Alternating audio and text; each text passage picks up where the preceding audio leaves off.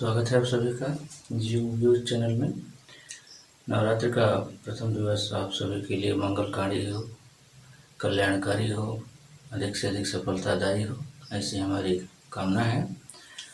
आइए आज देखते हैं एक नए टॉपिक को जिसका नाम है बैंक का अपर्दन चक्र एवं उसमें प्रयुक्त तकनीकी शब्दावलियाँ। तो आइए शुरू करते हैं। पेंक एक जर्मन भूगोलवेत्ता थे।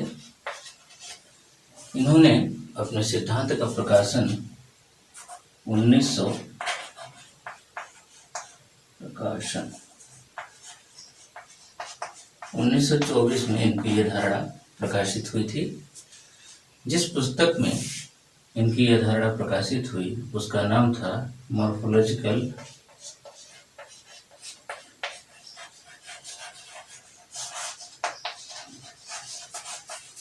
Analysis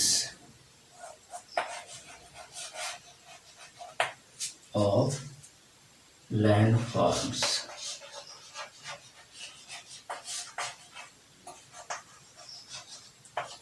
morphological analysis of landforms नामक बुक में इनकी इस अपर्दन चक्र की धारणा का प्रकाशन हुआ था। लेकिन सबसे दुर्भाग्यपूर्ण यह रहा कि इन्होंने इस धारणा का ठीक से विकास स्वयं नहीं किया, जिसके पीछे कारण यह था कि अल्पायु में इनकी मृत्यु होना है। इन्होंने इस धारणा के प्रतिपादन के लिए जितना समय सोचा था उसके पहले ही इनकी मृत्यु हो गई, जिस कारण यह धारणा ऐसा माना जाता है कि आधी अधूरी धारणा रह गई। अब आइए आगे देखते हैं। इनके अनुसार भूदृश्य क्या है? इनके अनुसार भूदृश्य किसे कहते हैं? Landscape. इसे जाने। भूदृश्य का निर्माण उत्थान की दर एवं कटाव से निर्धारित होती है। भूदृश्य का निर्माण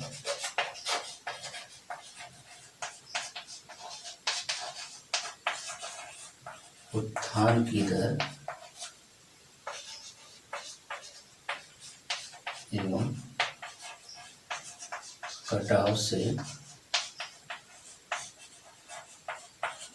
निर्धारित होती है। अर्थात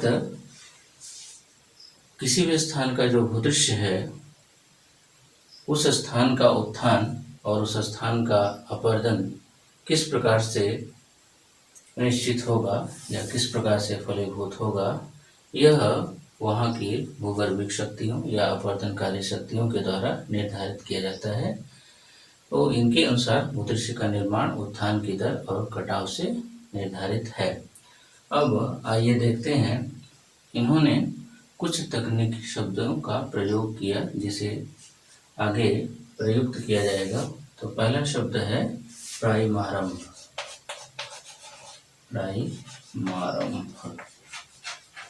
प्राइमारंभ को समझें क्या है। अपर्दन चक्र प्रारंभ होने के लिए आकृतिविहीन मैदान प्राइमारंभ कहलाया। अपर्दन चक्र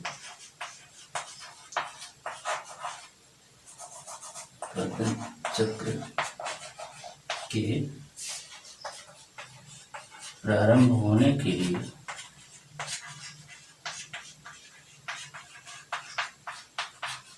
जिस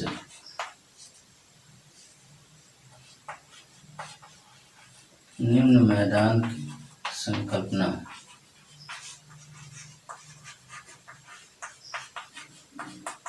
पेंक द्वारा की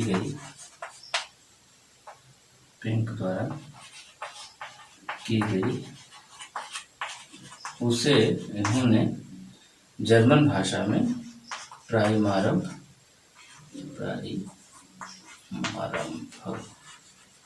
नाम दिया।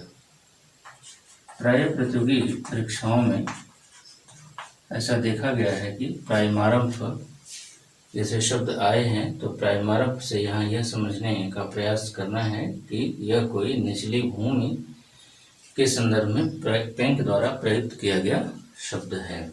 तो ये प्राइमर एक तकनीकी शब्द पेंट के द्वारा प्रयुक्त। अब आइए देखते हैं। अगला शब्द है एंड्रम्फ।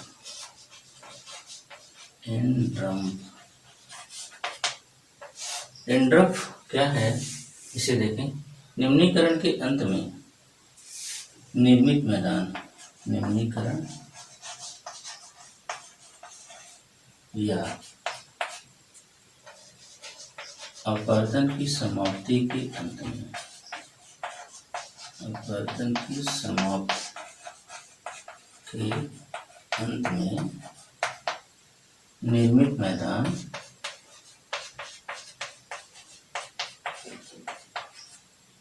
एंड्रम्फ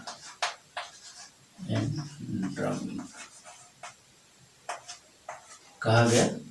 पेंक के अनुसार, अर्थात डेविस ने अपवर्तन चक्र की अंतिम अवस्था में पेनी प्लेन शब्द का प्रयोग किया था, जबकि उस जैसी मिलती जुलती आकृति के लिए या उस जैसे स्थान के लिए, प्लेस के लिए इन्होंने एंड्रम्फ शब्द का इस्तेमाल किया, जिसका अर्थ दूसरे रूप में है terminal plane. Terminal plane, terminal plane को हिंदी में कहेंगे अंतिम मैदान। अर्थात अपवर्तन की क्रिया में स्वरूपित अंतिम मैदान जर्मन भाषा में एंड्रम्फ है, जबकि उसका इंग्लिश वर्जन है टर्मिनल प्लेन। तो इस प्रकार से यहाँ दो तकनीकी शब्द जर्मन भाषा के देखे गए, जिनके अर्थ यहाँ पर दिए गए। अब पेंक ने उत्थान की कुछ अवस्थाओं का उल्लेख किया। उत्थान की अवस्थाएं पेंक के अनुसार,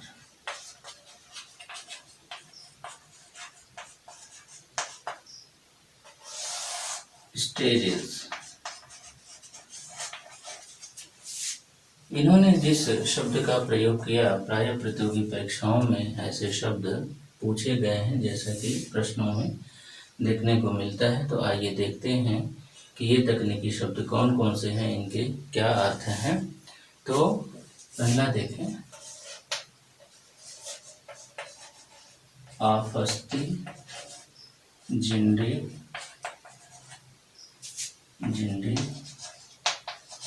इंटवकलुंग। आफस्ती जिंडे इंटवकलुंग। अब इसको देखा जाए कि इसका इंग्लिश वर्जन क्या होगा। इसका इंग्लिश वर्जन होगा असेंडिंग डेवलपमेंट ऑफ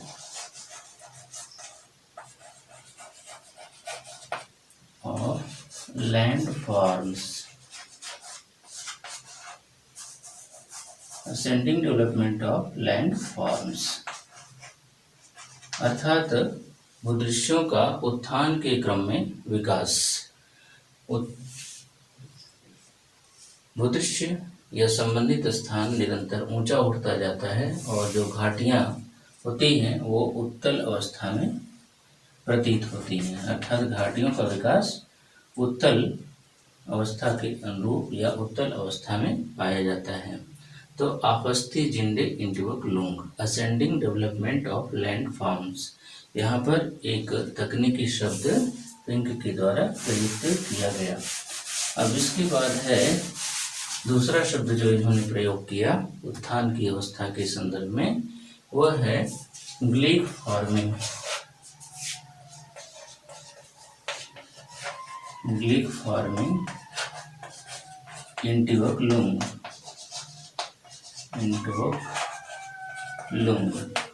ग्लिक फार्मिंग इंटवकलुंग क्या है, इसको आप देखें। इसका इंग्लिश वर्जन हो जाएगा constant development of landform. Constant development of landforms अर्थात भूदृश्यों का लगभग स्थिर प्राय विकास।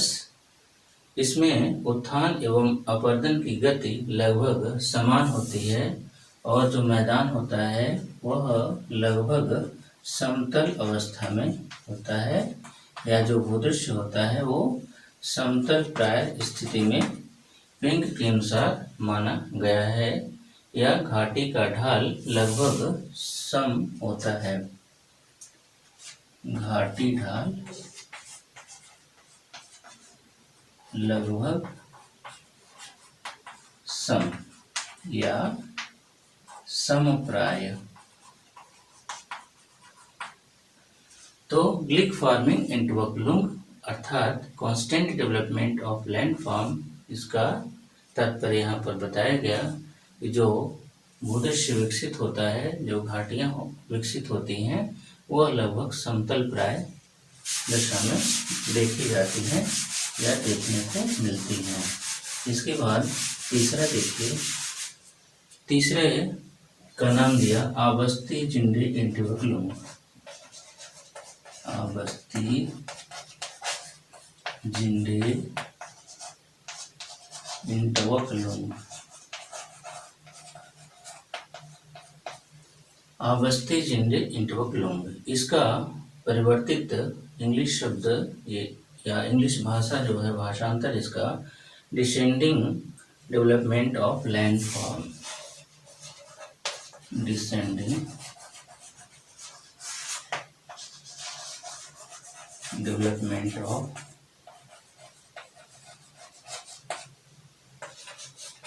लैंड फॉर्म्स, अर्थात भूदृश्यों का घटते हुए क्रम में विकास। उत्थान जो है घटती दर से होता है और घाटियों का ढाल जो है वह अवतल अवस्था में देखने को मिलता है। इस अवस्था में प्रायः उत्थान घटता हुआ दिखने लगता है या घटता हुआ प्रतीत होने लगता है, फलस्वरूप घाटियाँ अवतल दशा में प्रतीत होती हैं। तो ये शब्द प्रयोग किए गए उत्थान हेतु पिंक के द्वारा। परीक्षाओं में प्रायः कन्फ्यूजन हो जाता है कि पहले आबस्ती जिंडे है कि आपस्ती जिंडे है कि ग्लिक फार्मिंग है।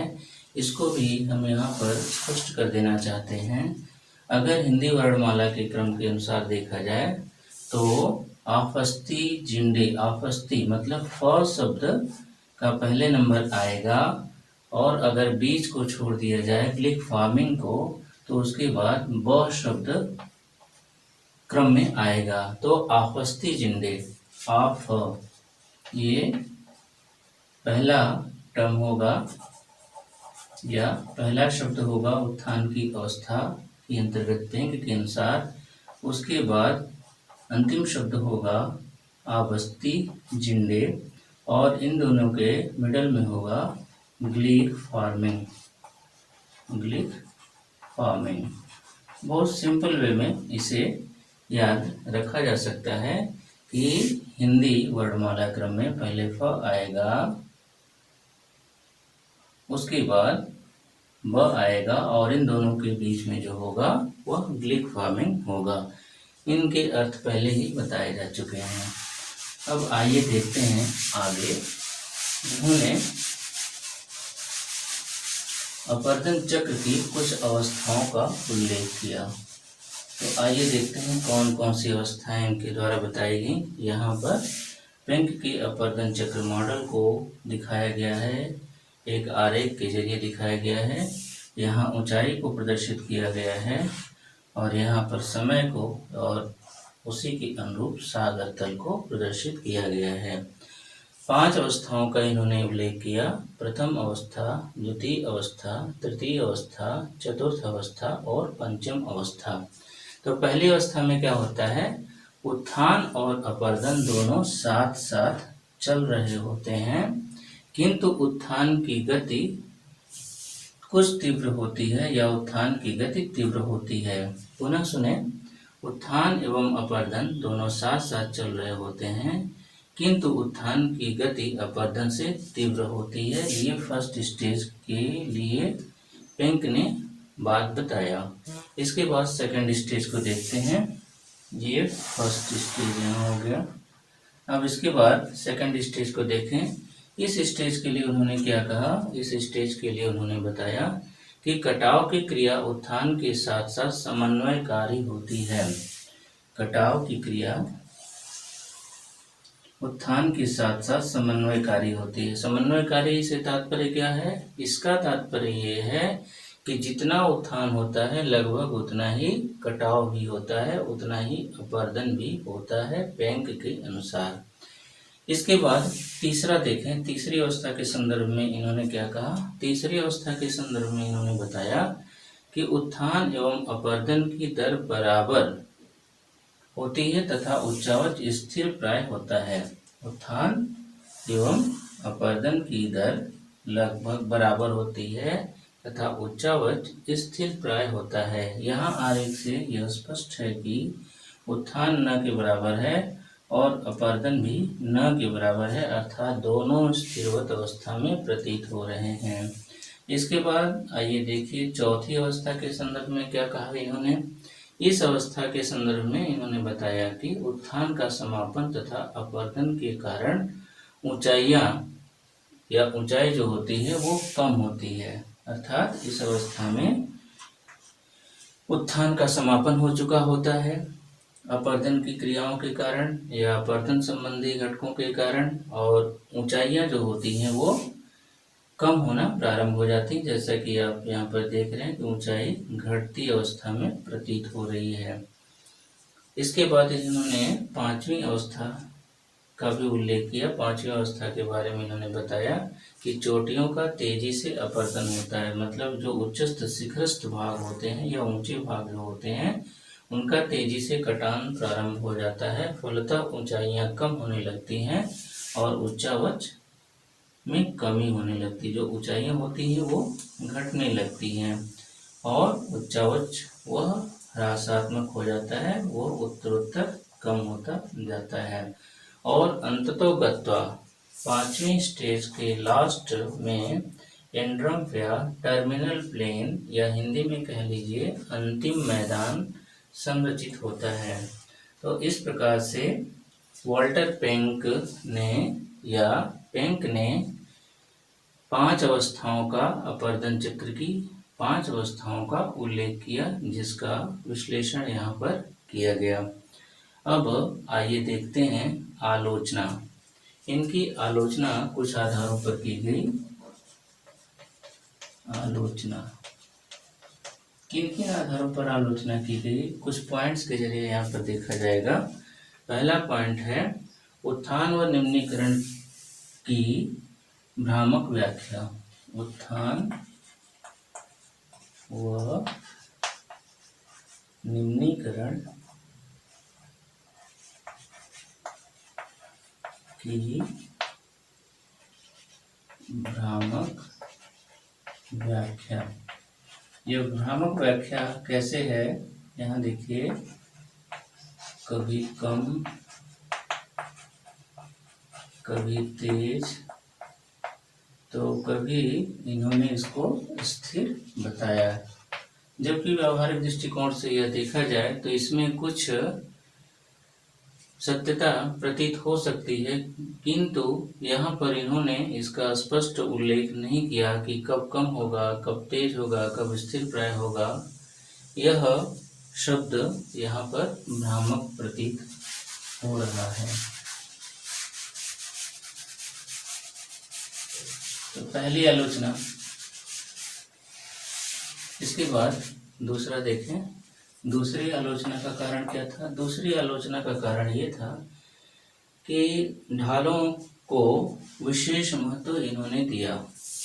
यहाँ देखें, ढालों को विशेष महत्व दिया। भूदृश्यों के निर्माण में ढालों को विशेष महत्व देने के कारण विद्वानों ने यह माना या विद्वानों ने समीक्षात्मक रूप में यह पाया कि बाकी के संदर्भ में इन्होंने ज़्यादा बातें नहीं बताई, बल्कि ढालों के संदर्भ में इन्होंने ज़्यादा अपनी बातें रखी। इसलिए इनका यह दृष्टिकोण संकुचित प्रतीत होता है, क्योंकि बहुत सारे पक्ष ऐसा माना गया कि ये छूट गए। इसके बाद तीसरा देखें। तीसरा आलोचना का प्रमुख कारण जो है वह जर्मन भाषा। इनकी जो धारणा है वो जर्मन भाषा में विकसित हुई। जर्मन भाषा होने के कारण यह विश्वव्यापी ग्राह्य भाषा नहीं बन सकी या ग्राह्य धारणा नहीं बन सकी, लोगों में ग्राह्यता इसकी नहीं हो पाई। इसलिए इस आधार पर इनकी आलोचना की गई। लोगों में प्रचार प्रसार इसका कम हो पाया, क्योंकि जर्मन भाषा सरल भाषा नहीं है या विश्वव्यापी ग्राह्य भाषा नहीं है, इसलिए इसमें दुरूहता या इसमें कठिनाई महसूस की गई।